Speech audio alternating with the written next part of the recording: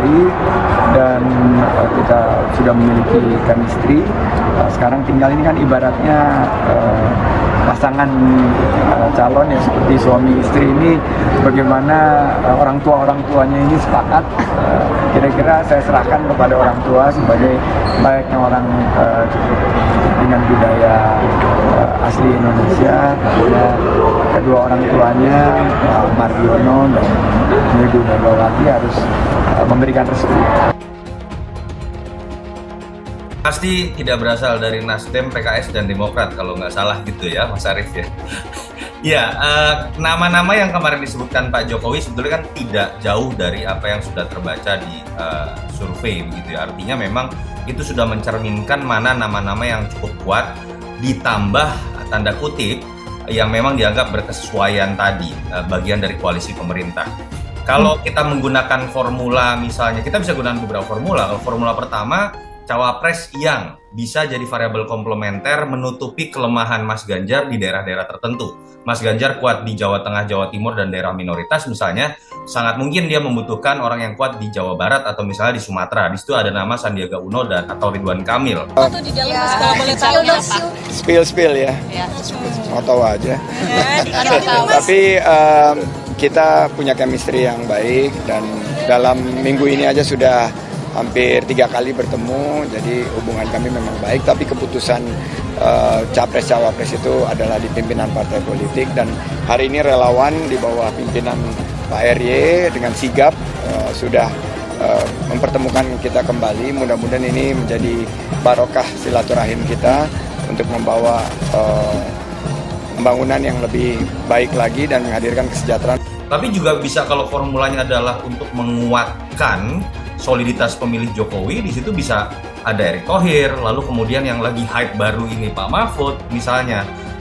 Dan overall kalau misalnya kita bicara siapa cawapres terkuat, kalau bicara di simulasi survei sebetulnya nama Pak Prabowo, tetapi kita tahu kan agak sulit saat ini mempertemukan ego kedua partai ini yang masih berbicara fokus pada kadernya menjadi capres dan bukan. Dua alasan ya kalau untuk Sandiaga Uno. Yang pertama, kalau kita tanyakan dengan pertanyaan umum, siapa calon wakil presiden yang akan Anda pilih apabila pemilu diadakan hari ini, memang Sandi dengan Ridwan Kamil ini bersaing selalu di nomor 1 dan nomor 2. Baru nomor 3-nya itu biasanya ada Erick Thohir. Dan ini disebabkan karena memang dia sudah punya investasi nih, image brand sebagai cawapres itu kan pernah ada di Sandiaga Uno di tahun 2019. Dalam bingkai membangun negeri. Akan membahas cawapres Pembicaraan cawapres ini semuanya dilakukan di level pimpinan partai. Respon Megawati saat P3 ajukan nama Sandiaga Uno sebagai cawapres Ganjar.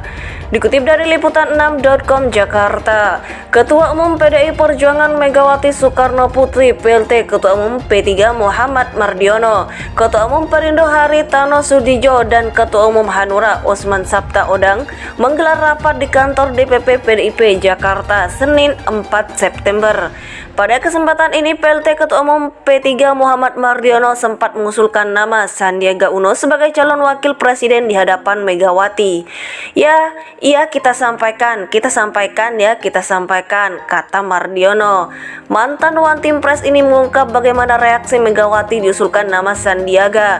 Megawati mengapresiasi diusulkannya nama Menteri Pariwisata dan Ekonomi Kreatif itu. Bagus, kata Mardiono. Mardiono menegaskan tetap mengupayakan Sandiaga Uno menjadi calon wakil presiden mendampingi Ganjar Pranowo. Karena itu keputusan dalam Rapimnas 4 ya itu yang kita terus perjuangkan, katanya. Ketua Badan Pemenangan Pemilu Bapilu Partai Persatuan Pembangunan P3 Sandiaga Uno juga memastikan bahwa partainya telah berkomitmen bersama PDI Perjuangan PDP untuk berkoalisi dalam pemenangan di Pilpres 2024. Sekarang ini kita sudah komit, ibaratnya sudah tunangan dan sudah menuju pelaminan, tinggal menunggu restu orang tua, kata Sandiaga dikutip dari Antara Senin 4 September 2023. Sandiaga menyebut P3 telah istiqomah berkoalisi dengan Partai Demokrasi Indonesia Perjuangan, kendati pihaknya akan all out bekerja sama dengan partai berlambang banteng moncong putih tersebut. Kita sudah istiqomah untuk mengupayakan kerjasama politik dengan PDIP, ucapnya. Dalam waktu dekat ini, pimpinan P3 bersama PDIP akan segera melakukan pertemuan, memperluas jangkauan gagasan koalisi dari kedua partai.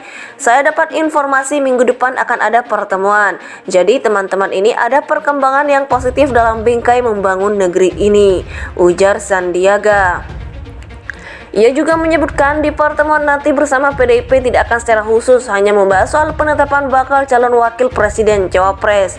Namun hal lain juga bakal dilakukan pembicaraan bersama para pimpinan parpol tersebut. Saya kira penetapan capres ini dilakukan di level pimpinan partai politik, ucap dia.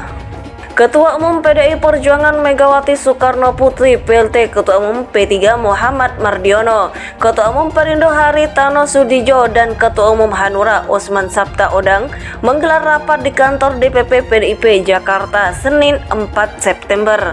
Pada kesempatan ini, PLT Ketua Umum P3 Muhammad Mardiono sempat mengusulkan nama Sandiaga Uno sebagai calon wakil presiden di hadapan Megawati. Kita sampaikan, kata Mardiono. Mantan One Team Press ini mengungkap bagaimana reaksi Megawati diusulkan nama Sandiaga. Megawati mengapresiasi diusulkannya nama Menteri Pariwisata dan Ekonomi Kreatif itu. Bagus, kata Mardiono.